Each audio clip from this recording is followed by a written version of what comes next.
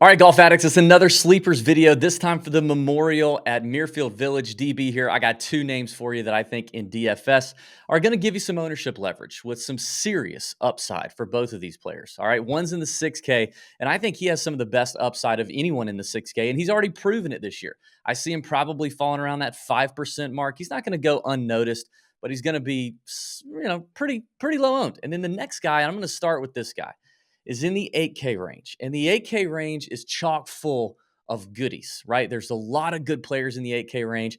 And I do think a lot of them will get talked up. I wonder how many will actually find their way in lineups as people want to have multiple of people above Victor Hovland and all the way up to Scotty Scheffler in their lineups in the 9K and 10K range, which leads me to believe I think it could be tough to squeeze in some of these 8K guys. And I think the first guy that I'm talking about is going to be one of the least popular 8K players, probably after Sam Burns and Cam Young.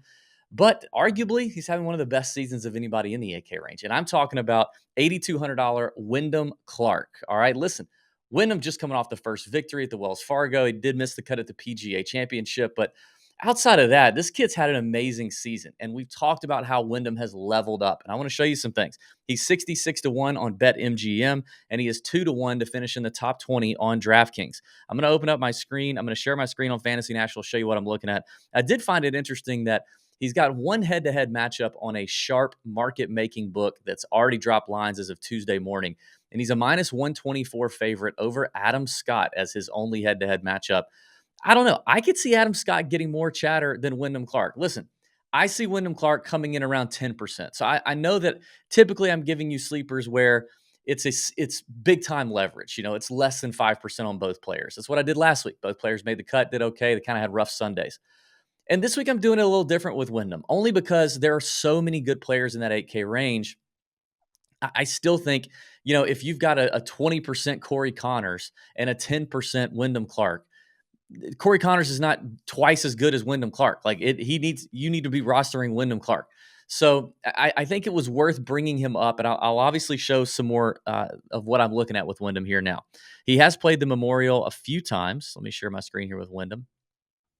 He's gone miscut 37th. He finished 37th in 2022.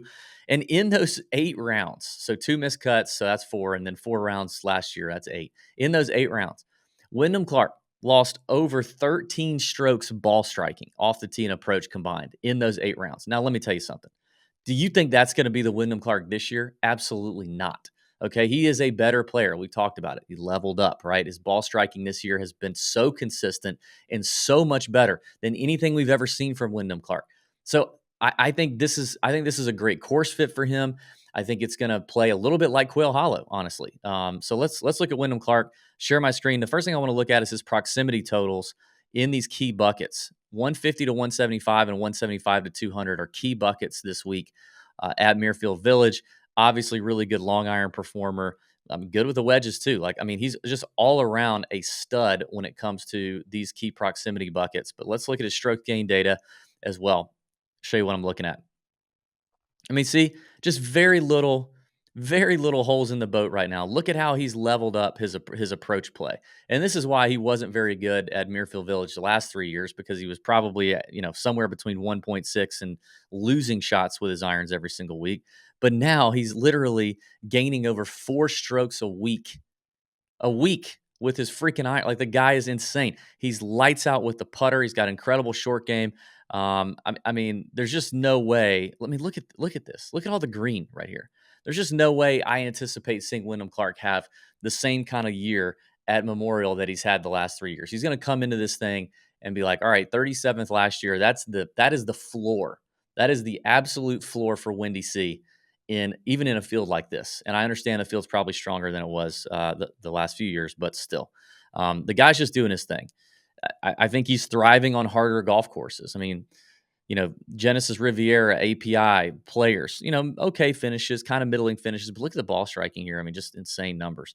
Valspar, Copperhead's a tough place, right? Obviously, Quail Hollow is a tough place. I just see Wyndham Clark having a lot of upside here, and I think he's not one to ignore in the 8K range. Find some leverage in the 8K. Enjoy you some Wyndham Clark. Want to remind everybody the video is sponsored by our friends at Front Nine Coffee. If you've not already, please support the Tour Junkies, and Front Nine, and just order a couple bags of coffee. It'd be awesome to let these folks take care of you. They're a great small business here based out of Augusta, Georgia. They love coffee. They love golf. They love the Tour Junkies, and they've been supporters of ours now for over a year. Promo code is TJ10, and that gets you 10% off your entire order, anything in the shopping cart, and you can use it over and over again. So when you have to reorder, you can use promo code TJ10 again. They got ground coffee, whole bean coffee. They've now got the K-Cups if you need them. I've got my own flavor. Pat has his own flavor. Check them out. Go to front9coffee.com. There's a link in the description of the video, and support these good people. They're awesome folks. All right, let's talk about my next play here. I mentioned the 6K player, and I do think this guy has as much upside as any player in the 6K range. And I like the 6K range this week. I think there's going to be a lot of people down here with with what I mentioned earlier, wanting to stack at least two players from Victor Hovland to Scotty Scheffler in terms of lineup construction. So I don't think this guy's going to get overlooked, but I don't see him getting above that like 5% mark but just because there's so many options down here.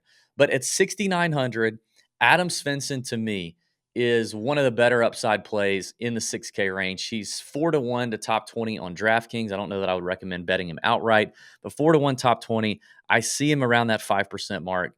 He does have one head-to-head matchup out right now, and it is against Andrew Putnam. He is a minus 114 favorite over Putnam. I'm not a huge Putnam fan. I would definitely, pound the Adam Svenson side of that number, but he played here only once, and it was last year. He finished 45th in his only start at Memorial. But let's take a look at Adam Svenson. Let's start off with that kind of iron play, right? Let's look at those key proximity ranges, and here you go. You can see where he gains most of his shots is in the mid to long iron spots, and this is a mid to long iron test at Muirfield Village.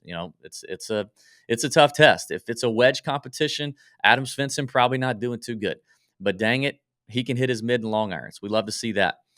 So let's look at his strokes gain data here. You can see he never really comes in all that high owned, despite being somewhat a consistent. I would argue a consistent player that's usually in a cheap spot, a cheap range. Bent grass, the only putting surface he comes close to gaining strokes on, which is good to see. Gain strokes in any scoring situation are obviously difficult to average. He's doing his thing. But look, again, like Windham Clark, very few holes in the boat for Adam Svenson. I keep saying that. Drop a comment. What else could I say other than holes in a boat? Like, I keep saying, why do I keep saying that? I sound like an old man. Holes in a boat.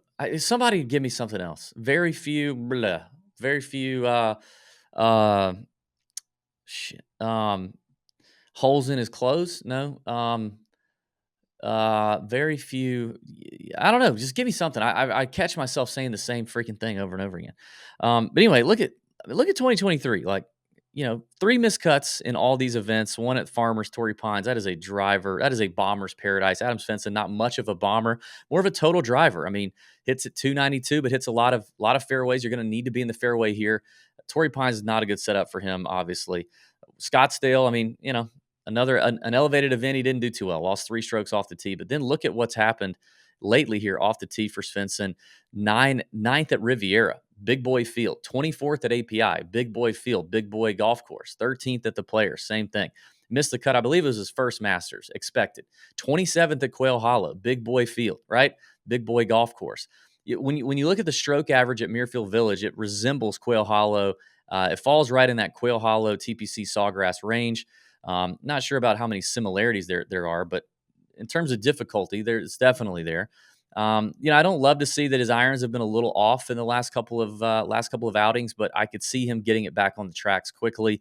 The putter is fantastic. He's got that rolling for him. So I really like Adam Svenson coming in at 6,900 on DraftKings. That's it for me. That's 2 sleepers under 10 minutes.